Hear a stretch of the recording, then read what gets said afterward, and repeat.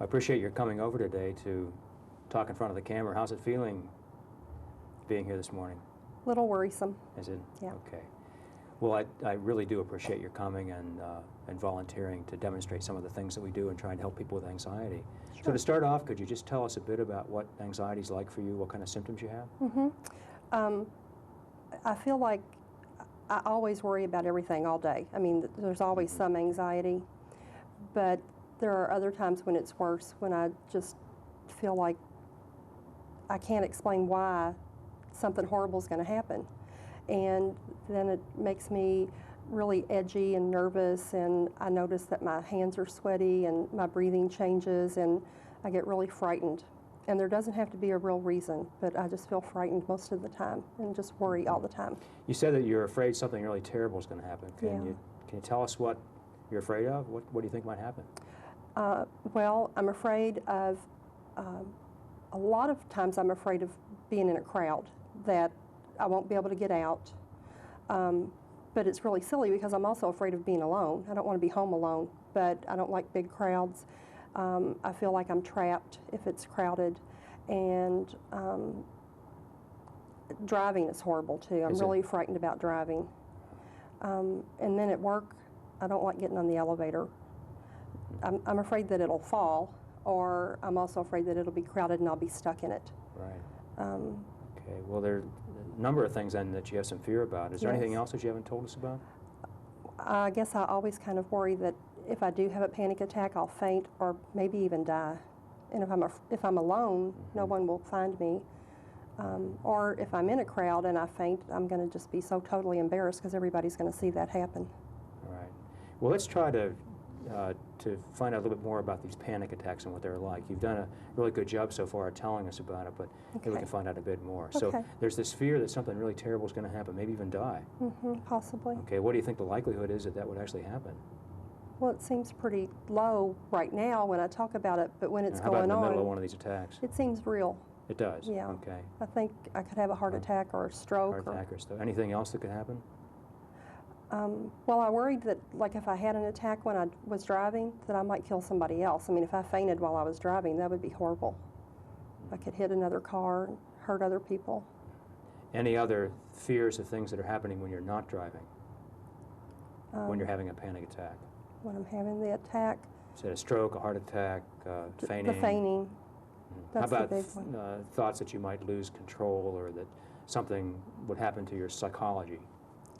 Well, yeah, I mean, the way you think or the way you feel. What kinds of fears do you have? That I can't think straight, or I get real confused. I feel overwhelmed a lot of times when I'm having a panic attack, like I can't find my way. I can't see clear. Right. Now, have there been times when these things have actually happened, like you've fainted or you've had a stroke or a heart attack, or you've I've never had a anything stroke. terrible like this has happened? Not a stroke or a heart attack. I have fainted before. And how often has that happened? Just 2 times. Okay, and how far back is that? One was a few months ago, and one was when I was a child. And what was that like when you fainted? It was a few months ago. Yes. I felt like I didn't have control over my body. I was breathing really fast, and then I got real tingly, and everything kind of got dark and closed in, and then I fainted. So breathing fast was a big part of this. Yes. And then the tunnel vision, and then you actually did faint? I did faint. And how long were you out? Oh, just a few seconds. And what happened then? Well, when I woke up, my hands were numb, and I remember asking my fiance, did I have a stroke, because I was numb. Oh, I see. And that was scary. It was pretty overwhelming. But, I mean, I woke right up, and it went away quickly, but it was pretty frightening when it happened. Okay. Now, just so I'm sure I understand all the anxiety symptoms you're having, are there other things you haven't told me about yet? My heart races, and it feels really, really fast, like it's thumping in my chest. How fast would you think it is? I've never counted it. Okay. I don't know. Do you know how fast the heart beats when people are feeling calm and when they're not nervous? Okay, so maybe we can cover that later on, and what normal heartbeats are and what normal breathing rates are and what happens to you whenever you get into one of these attacks. Okay. All right. Now, I'm also hearing about that you sort of stay away from some things like crowds and so forth. Well, I told you last time, too, I kind of quit driving because I just am too afraid that I'm going to either get lost or hurt somebody. Okay, so how about the driving? What kinds of things do you avoid there? I'm not driving to work anymore. My fiance's dropping me off at work and picking me up, and so that causes trouble with his schedule. And then I feel real dependent on everybody. You know, how do I get home? I can go to the store because I can go through the subdivision on the back street, but I won't go out on the highway. And so I feel, like I said, dependent. I can't just take off and go shopping when I want to. How much driving are you actually doing? Not very much. Like in a week, how many trips would you take? Maybe 2. 2. Now, was there a time when you drove more than this? Oh, sure. I mean, I used to drive to work and back every you? day Okay, on how the about expressway. Driving on expressways? Did you drive across bridges? Like over in Indiana and so forth? Okay, so this is a big change for you. Yeah, in just the past few months. So when you were driving your normal amount, how many trips would you take a day, or a week, would you say? Oh, I went somewhere every day of the week. Okay, so either a lot to more than work 2. Or, yeah. Okay, I'm getting the picture.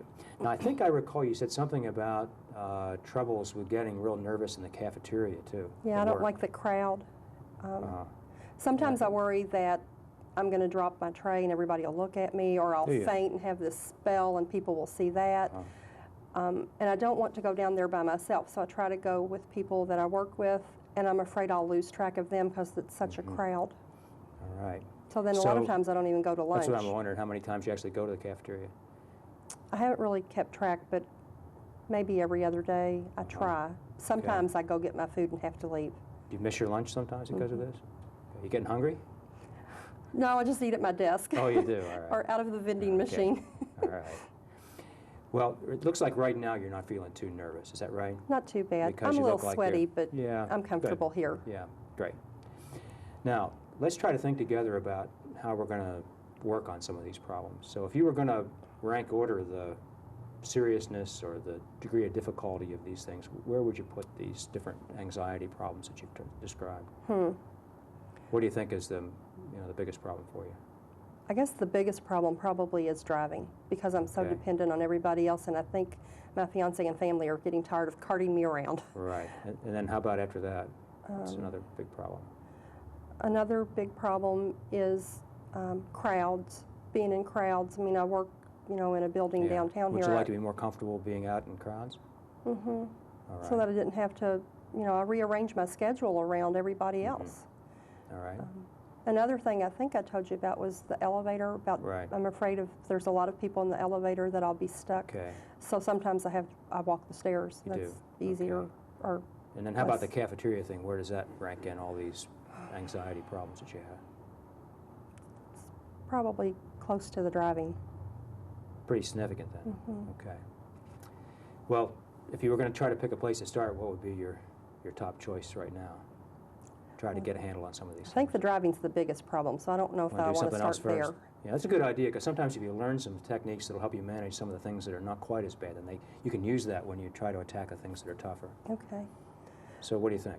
Well, then maybe at work, either getting on and off the elevator or going to the cafeteria. Okay, great. Well, why don't we start there then? Okay.